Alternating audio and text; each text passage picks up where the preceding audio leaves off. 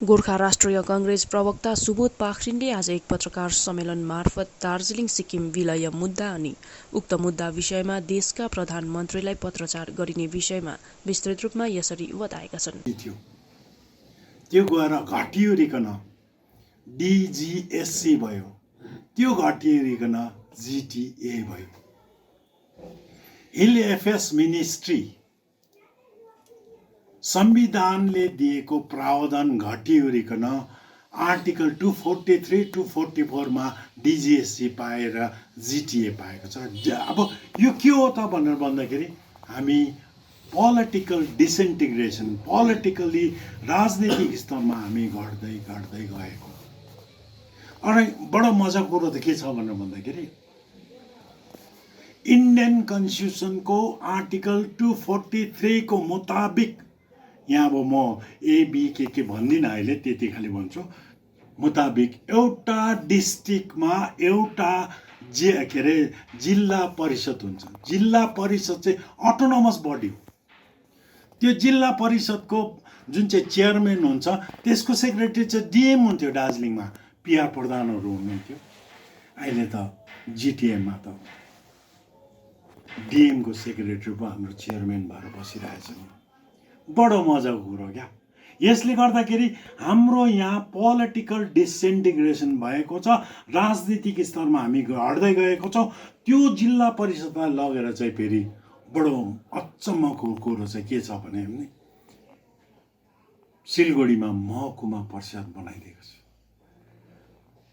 यो एउटा डिस्ट्रिक्टको head office चाहिँ दार्जिलिङ अरे, सिलगढी चाहिँ सब डिभिजन अरे, त्यहाँ चाहिँ महकुमा परिषद बनाएको छ, जसको पञ्चायती सिस्टमको जुन चाहिँ फेसिलिटिजहरू छ सिलगढीले इन्जोय गर्दैछ, जबकि डिस्ट्रिक्ट चाहिँ दार्जिलिङ हो। यो हाम्रो दुखे स्वर हो। यो हामीले भन्नुपर्ने कुराहरू।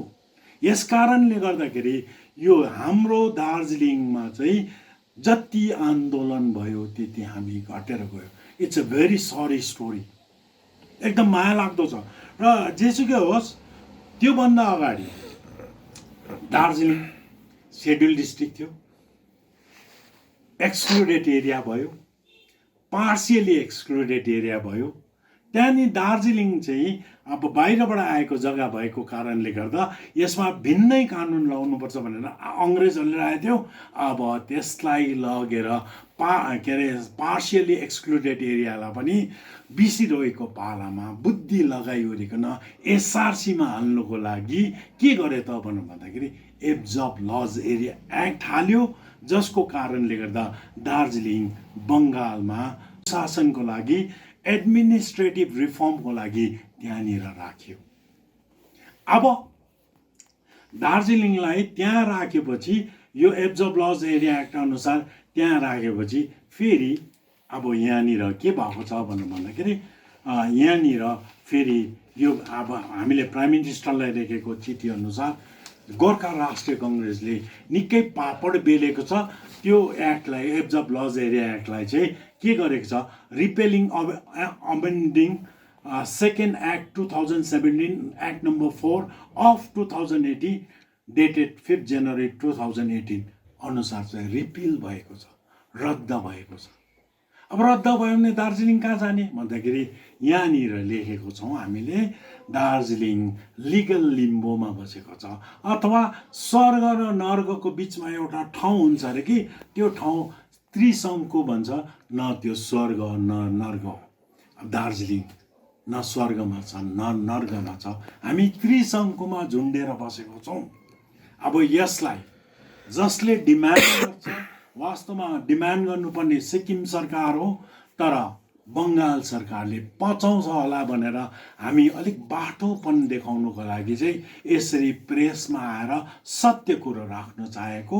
अनि यो जुन चाहिँ दार्जिलिङलाई चाहिँ अब whole on the queen of hills कसले चाहिँ लाने भइरहेको छ। यो स्थितिमा चाहिँ हामीले के गर्नुपर्ने भनेर भन्दाखेरि यो स्थितिमा चाहिँ हामीले चाहिँ सबैजना मिलेर ट्राइपार्टेट मिटिङको कुरा के कस्तो हुन्छ त्यो विषयमा बोल्नुपर्ने। मलाई त लाग्छ बेला बेलामा हामीले त घुमाउने झार पो पाएको छौँ। हिल एफएस मिनिस्ट्री अब मिनिस्ट्री भएकोदेखि आएर फेरि जिटीमा आएर अहिले फेरि आर्टिकल 240 पर्ने माग्नुपर्छ। घुमाउने जाम पाएपछि घुमिबस्छ नि। हामी उन्नत स्तरदेखि घट्दै आएर फेरि तल्लो स्तरमा आएर फेरि त्यो स्तरमा जानु माग्छौँ। घुमाउने झार त पाएको छैनौँ हामीले। के हामी मिर जाफर र मिर कासिमको सन्तानहरू हौँ?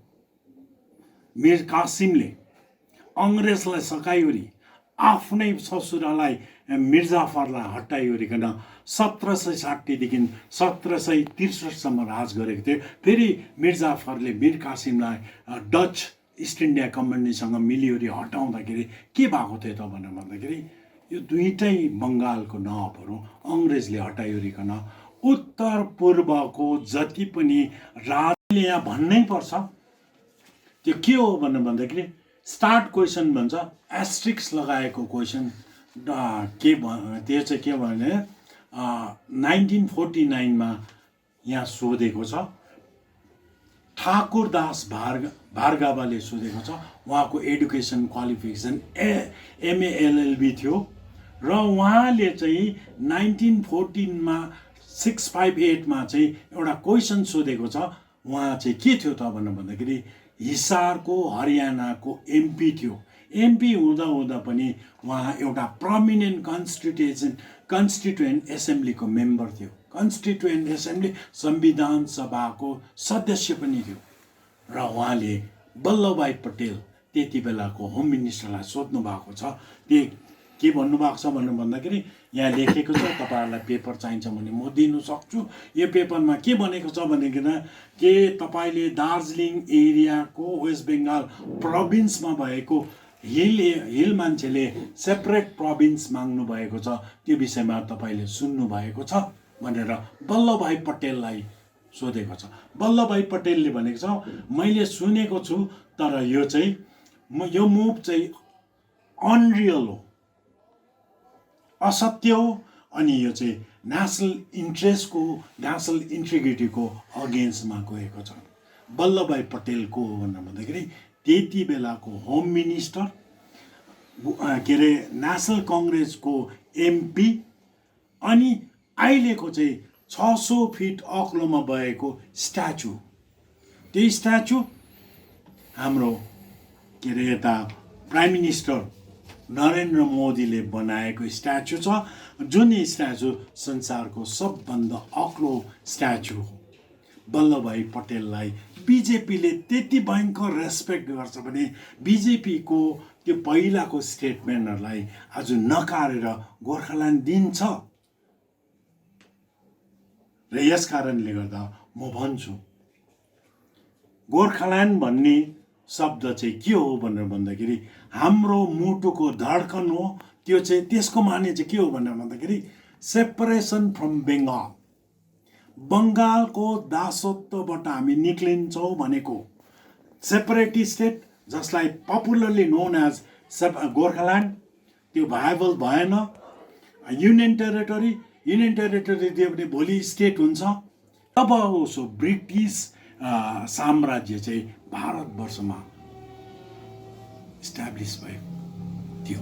ठिक त्यही प्रकारले के हामी पनि अब बङ्गालको दासत्वमा चल्नुको लागि यहाँ थुप्रै पार्टी भएर एकअर्काले तानातान गरेर के हामीले हाम्रो जग्गा र जातिलाई त्यहाँ निम्ताएर दिनु आँटेको त छैनौँ।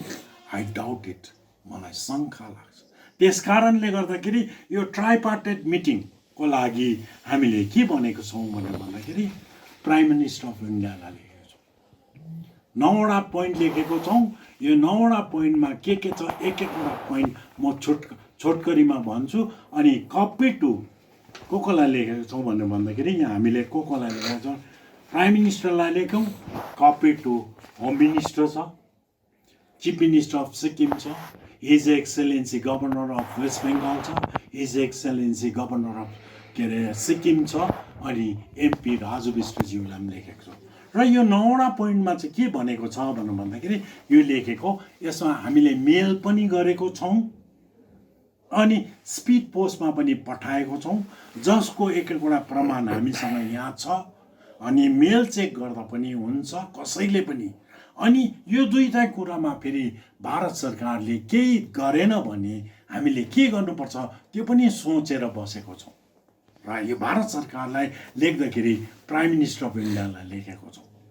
र प्राइम मिनिस्टर अफ इन्डिया लेख्दाखेरि कपी टु त्यसरी पठाएको छौँ भने सबभन्दा पहिला के लेखेको छौँ भने भारत सरकार स्वतन्त्र भएपछि भारत सरकार जस्तो स्वतन्त्र भयो त्यस्तै दार्जिलिङ सिक्किममा फर्किनु पर्थ्यो, तर फर्केन, यहाँ गुल्चे भएको छ। इन्डो सिक्किम नम्बर 2 मा इन्डो सिक्किम ट्रिटी 1950 को जुन चाहिँ छ त्यसको आर्टिकल 1 लाई पल्टाएर हेर्नुहोस्। त्यो आर्टिकल 1 मा के लेखेको छ भन्दाखेरि अल द प्रिभियस ट्रिटी स्याल हियर बाई फर्मली क्यान्सल भनेको छ। क्यान्सल भयो। क्यान्सल भएपछि त्यो डिड अफ ग्रान्ट पनि क्यान्सल भयो। क्यान्सल भएपछि स्वतः यो दार्जिलिङ सिक्किममा जानु पर्थ्यो। यहाँ पनि फेरि अप्ठ्यारोमा परेको छ। थर्ड कुरा चाहिँ के भएको छ भने यहाँनिर हामीले 22nd स्टेट अफ सिक्किमलाई चाहिँ 22nd state of Indian union बनाएको छ। मतलब यही पोइन्टको कुरा गरौँ। अघि मैले पनि abs of laws area act अनुसार के अरे दार्जिलिङलाई चाहिँ प्रशासन चलाउनुको लागि चाहिँ बङ्गालमा हालेको थियो हो। एडमिनिस्ट्रेटिभ रिफर्मको लागि हालेको थियो, किनभने यहाँ त्यस्तो भयङ्कर एडमिनिस्ट्रेटिभ बडिज थिएन, हालेको थियो। तर बङ्गालको सरकार चाहिँ यो भुलधारणामा बसेको थियो कि दार्जिलिङ चाहिँ हाम्रो अभिन्न भूभाग भनेर। त्यो एब्स अफ लज एरिया एक्टले उसको अभिन्न भूभाग भनेर डिक्लेयर गरेको छैन, त्यहाँ for the better administrative purpose भनेर लेखिएको छ। र आज रिपिल भएपछि त फर्क्यो नि दार्जिलिङ। फर्केपछि चाहिँ अब दार्जिलिङलाई चाहिँ कसले क्लेम गर्नुपर्ने, किन गर्नुपर्ने, कसरी गर्नुपर्ने, अब यही चिजलाई हेरेर दार्जिलिङ त्यति बेला सिक्किममा हुँदा एउटा ट्रिटी भएको छ 1641 मा। त्यो ट्रिटीलाई लोमेनचोङसुम भनेर भनिन्छ।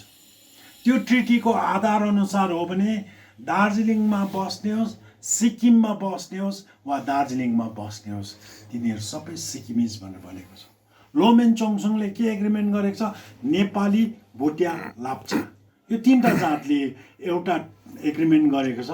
दुःख भएको बेलामा हामी सँगै लड्छौँ अनि सुख भएको बेलामा हामी एकसाथ खुसी मनाउँछौँ भनेर लेखेको छ। इन द नेम अफ गुरुपद्म सम्भव भनेर लेखेको छ। त्यहाँ लेखेको खालि छ होइन, म तपाईँहरूलाई एग्रिमेन्ट दिनु सक्छु, एग्रिमेन्ट छ। अन्त त्यसो भएदेखिलाई यो तीनटा जात एकदमै मिलेर बसेको थियो। यो तीनटा जात नै सिक्किमिज हो भने अब सिक्किमले चाहिँ सिक्किममा जानुपर्छ भन्दाखेरि अस्ति हामीलाई सिक्किमको स्पोक्स पर्सन लगायत चिफ मिनिस्टरले पुरा विरोध गरे। विरोध गर्नु उहाँहरूको धर्म हो, म मान्छु, विरोध गर्नुहोस् तपाईँहरूले। तर एउटा कुरो चाहिँ कहिले पनि तपाईँले नकार्नु सक्दैन। अघि मैले भनेको जस्तो the truth stands even there is no public support भनेको ट्रुथ भन्ने कुरालाई no force can stop this. बरु तपाईँको सिट र चौकी जानलाई होसियार भएर बस्नुहोस्, सिट र चौकी जानला होसियार बस्नुहोस्, किनभने सत्यलाई नकार्नु कसैले सक्दैन। के तपाईँ चिफ मिनिस्टर होस् कि प्राइम मिनिस्टर हो, मृत्युलाई नकार्नु सक्नुहुन्छ? मृत्यु सत्य। ठिक त्यही प्रकारले सत्य दार्जिलिङ सिक्किमको, सिक्किमले गुमाएको भूभाग दार्जिलिङ हो। यस कारणले गर्दा नकार्नुहोस्। म भन्दैछु, प्रार्थना पनि गर्छु, रिक्वेस्ट पनि गर्छु, पाप चाहिँ भोलिको दिनमा धुरीबाट कढाउनलाई याद गर्नुहोस्।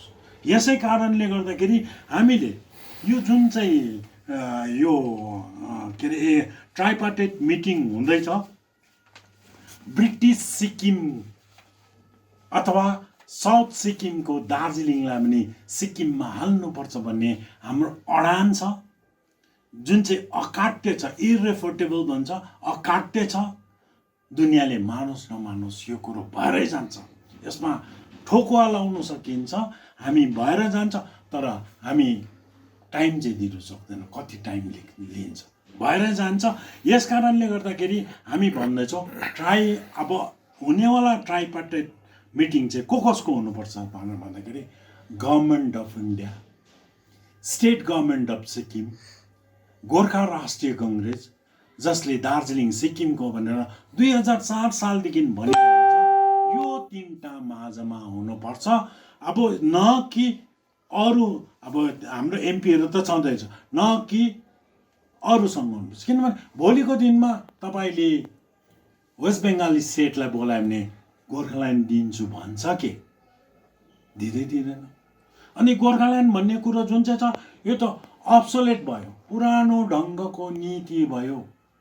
अनि गोर्खाल्यान्ड दियो भने हेर्नुहोस्, बिजेपी यस्तो सरकार हो स्मल स्टेट स्कुलको फेभर गर्छ, सानो राज्यहरू दिन्छ भन्छ। तर यति साह्रो सानो राज्य पनि दिँदैन जहाँ चाहिँ 2-3वटा सब डिभिजन मिलेर राज्य होस्, त्यो पनि दिँदैन। हजुर, सेपरेसन अफ बेङ्गल भन्नाले त युटीले पनि सेपरेसन अफ बेङ्गल हुन्छ है। तपाईँले अघि मात्रै भन्नुहुँदै थियो कि युटी चाहिँ पर्मानेन्ट सल्युसन होइन भनेर है। तर युटी यदि हामीले एचिभ गऱ्यौँ भने लेटर अन स्टेटहुडको बाटो हो है। यसले पनि त तपाईँले भनेको जस्तै सेपरेसन अफ बेङ्गल हुन जान्छ त। तर पर्मानेन्ट त भएन नि। यहाँ वर्ड सुन्नुहोस् है, permanent political solution, temporary political solution भनेर अब तपाईँले भनेको प्रश्नको उत्तरमा सेन्ट्रल गभर्मेन्टले आफ्नै वर्ड चेन्ज गर्नु पर्यो। पर्मानेन्ट पोलिटिकल सल्युसनको बदली टेम्परेरी पोलिटिकल सल्युसन बनायो भने चाहिँ हुन्छ। युटीले चाहिँ जस्टिफाई गर्दैन जस्तो लाग्छ तपाईँलाई? सेपरेसन त हुन्छ तर पर्मानेन्ट त भएन। वर्ड त हाल्ने त म होइन, सेन्ट्रल गभर्मेन्ट हो।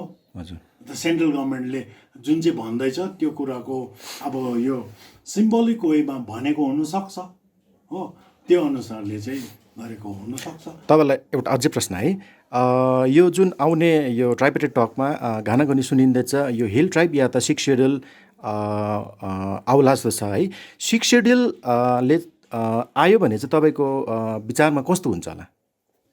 अब 6 सेड्युल भन्ने इन्डियन कन्स्टिट्युसनको कुरा आउँछ। यो 6 schedule it is mean for the north east state, north east रिजनको लागि हो। यो 6 सेड्युल दार्जिलिङको लागि होइन। त्यसको लागि डिजिएससी दिँदा सुभाष घिसिङको पालामा आर्टिकल 244A इन्सर्ट गरेर it is in between 5th schedule and 6th schedule त्यो लगेर इन्डिजिनियस पिपललाई के अरे डिफाइन गरिवरिकन ट्राइबल जोनको कुरा गर भनेको थियो। जेएनएलएफले इन्क्यास गर्नु सकेन। त्यसले गर्दाखेरि यो 6 सेड्युलको विषयमा राम्रो नराम्रो त म भन्दिनँ, किनभने आफ्नो आफ्नो मुद्दा हो। त्यसमा चाहिँ म विथ ड्यु रेस्पेक्ट म उनीहरूको मुद्दालाई इज्जत गर्छु, जसले भन्छ उहाँहरूलाई इज्जत गर्छु। तर इन्डियन कन्स्टिट्युसनभित्र के लेखेको छ भन्ने कुरा खालि भनेको। पार्लियामेन्टमा डिस्कसन हुँदाखेरि पार्लियामेन्टको अनरेबल मेम्बर्स एमपिजहरूले सोधेको छ इन्दिरा गान्धीलाई। त्यति बेला इन्दिरा गान्धी भारतवर्षको प्राइम मिनिस्टर हुनुहुन्थ्यो। त्यति बेला सोद्धाखेरि what will be the fate of Darjeeling? Sikkim त मर्ज भइहाल्यो, तर what will be the fate of Darjeeling भनेर भन्दाखेरि त्यति बेला इन्दिरा गान्धीले भन्नुभएको छ there has been no demand from responsible quarter of Sikkim laying claim over the district of Darjeeling भनेको छ। सिक्किमको रेस्पोन्सिबल मान्छेहरूले दार्जिलिङको क्लेमै गरेको छैन।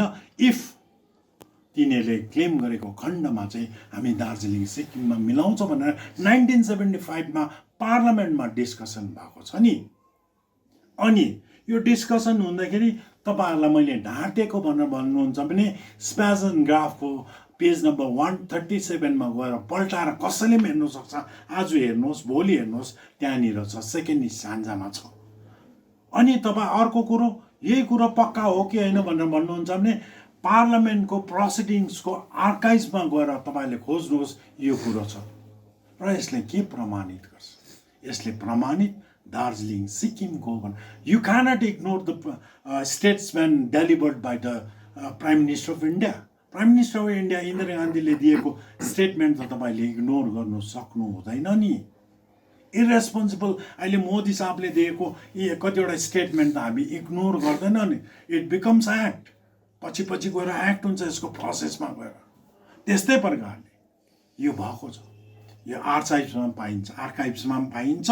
त्यो बाहेक छोगेलको बिहाफमा लेख्ने ब्यारेट ल गर्ने ब्यारिस्टर डीके सेनले पनि लेखेको छ, कुनै पनि प्रपर्टी केही ट्र्याक अथवा प्रपर्टी केही कामको लागि दिएको छ भने त्यसको माने यो पटक्कै हुँदैन पोलिटिकल र लेजिस्लेटिभ पावर्स एन्ड फङ्सन त्यो पर्टिकुलर अर्को साइडलाई दिएको अथवा ब्रिटिस इन्डिया अथवा भारतवर्षलाई दिएको भनेर यो क्लेम कहीँ पनि हुँदैन। यो सुप्रिम कोर्टमा पनि हुँदैन भनेर ब्यारेट ल गर्ने डीके सेनले लेखेर दिएको छ। इन्डियाभरि छरेर गोर्खाहरूको भोट 1.5 करोड छ भन्छ, त्यो पनि पक्का छैन हिसाब, त्यसमा अब हिसाब निकाल्नुपर्छ, पक्का निकाल्नुपर्छ।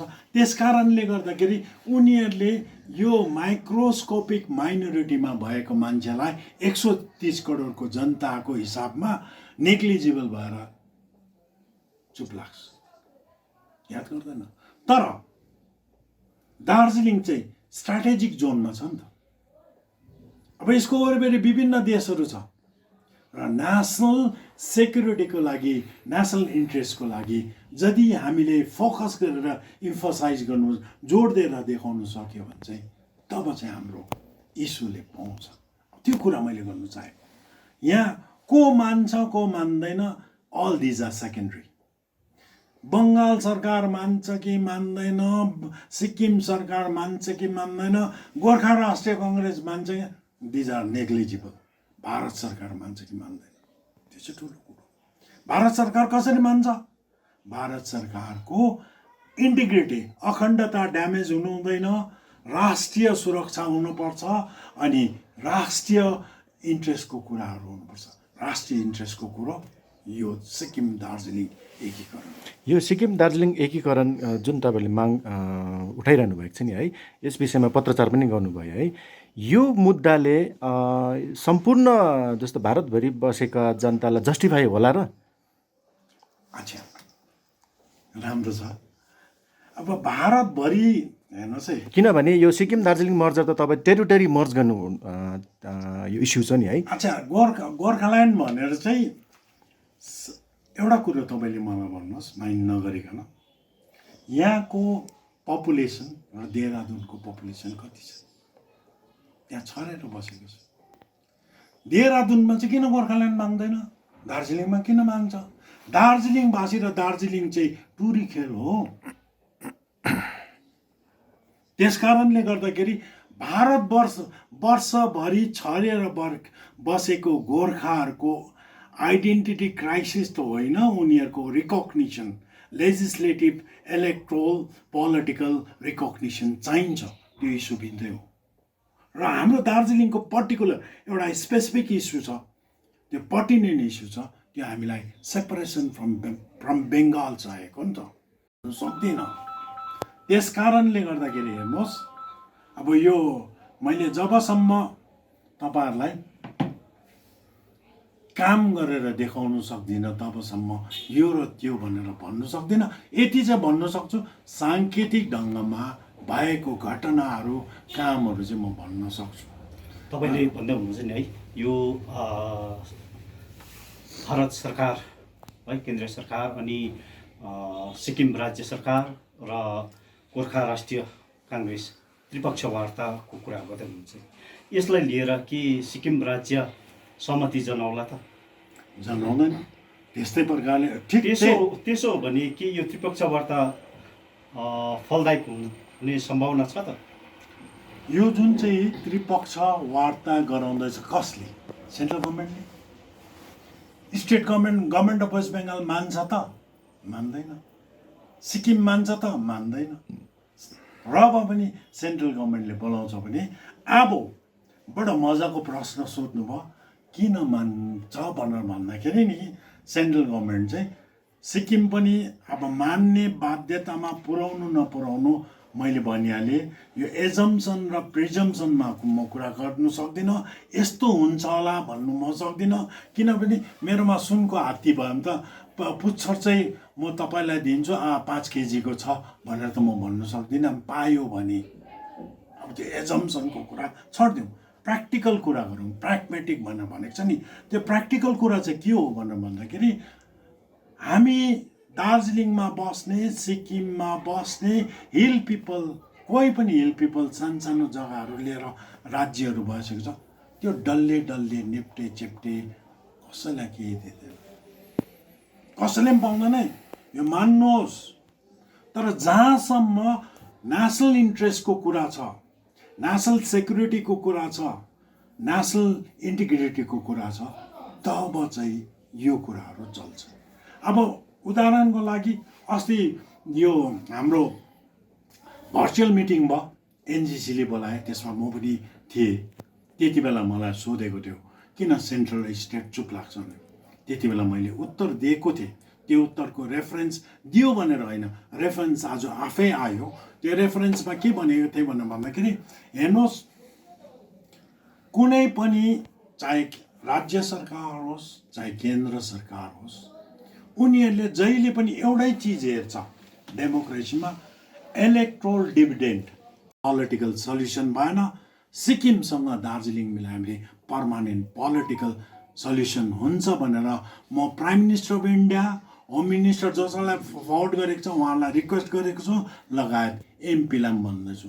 र यो भएन भने चाहिँ what will the fate of Darjeeling people भनेर भन्दाखेरि त्यति बेला कुनै एडभर्स किसिमको इन्सिडेन्ट पोलिटिकल एक्टिभिटीहरू भयो भने हामी रेस्पोन्सिबल हुँदैनौँ।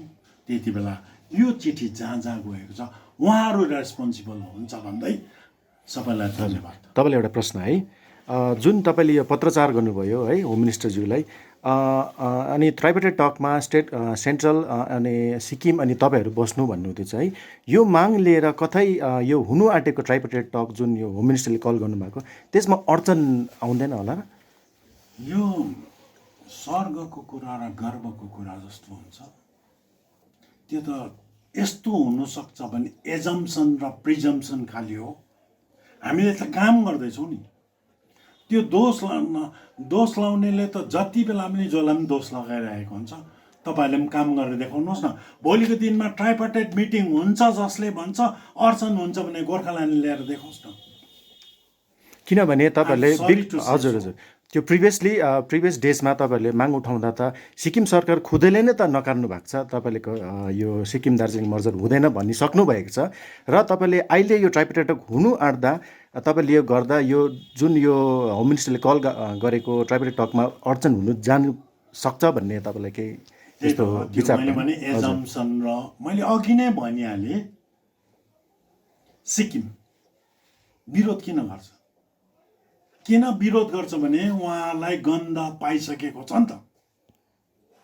यस्तो कस्तो गन्ध होला कुन? अब गन्ध चाहिँ के भएको छ भनेर भन्दाखेरि दार्जिलिङ र सिक्किम मिलाउने गन्ध पाइसकेको छ नि। अब कतिवटा कुरो त म त यहाँ खोल्नु सक्दिनँ। उदाहरणको लागि 7:25 नेसनल न्युज दिल्लीबाट नेपालीहरूको लागि जान्थ्यो। नेसनल न्युज के यो तपाईँलाई थाहा छ? नेसनल न्युज जान्थ्यो, त्यो सारेर ग्याङ्टोकमा किन ल्यायो? अब खरसाङको जुन चाहिँ रेडियो स्टेसन छ